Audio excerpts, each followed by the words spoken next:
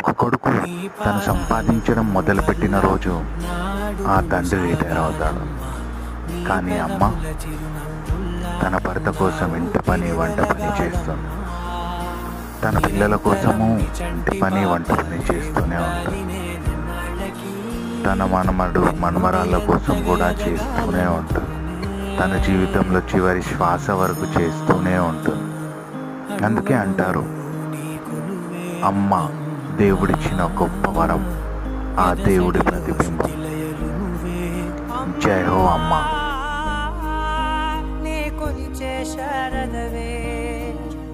నన్ను నిత్యం నడిపే సారథివే.